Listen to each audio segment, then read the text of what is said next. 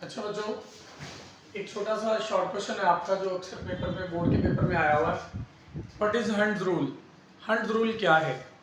Hunts rule degenerate orbitals में electron की filling के लिए यूज होता है। डीजेनरेट ऑर्बिटल्स क्या होते हैं? ऐसे ऑर्बिटल्स जिनकी एनर्जी क्या हो, सेम हो।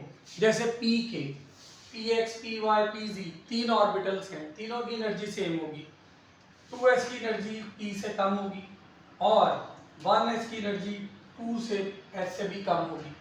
तो डीजेनरेट ऑर्बिटल्स में इलेक्ट्रॉन को फिल करना हो, if degenerate orbitals are to be filled with equal number of electrons, यानी तीन डीजेनरेट ऑर्बिटल्स हैं और तीन ही इलेक्ट्रॉन आपने फिल करना हो, तो फिर कैसे करेंगे? Then electrons must be filled in separate orbitals with same spin.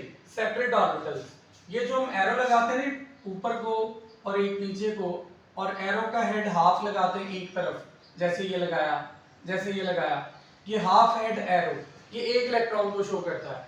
और एक एरो ऊपर को, दूसरे एरो नीचे को, ये पेयर्ड स्पिन, एक की स्पिन क्लॉकवाइज, दूसरे की स्पिन एंटी क्लॉकवाइज, उसको शो करता है। खैर, if degenerate orbitals are to be filled with equal number of electrons, then electrons must be filled in separate orbitals with same spin।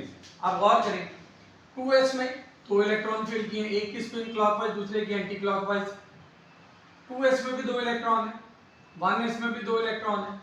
अब p orbital तीन बच गए हैं हमारे पास और इलेक्ट्रॉन्स भी तीन बच गए हैं, 7 टोटल थे नाइट्रोजन में। ये इसकी एग्जांपल है। 2px, 2py, 2pz, आपने तीनों में एक एक फिल करना है। पहले तीनों को हाफ फिल करेंगे, जब हाफ फिल हो जाए और फिर कोई इलेक्ट्रॉन बच जाए तो किसी में पेयर अप करना है।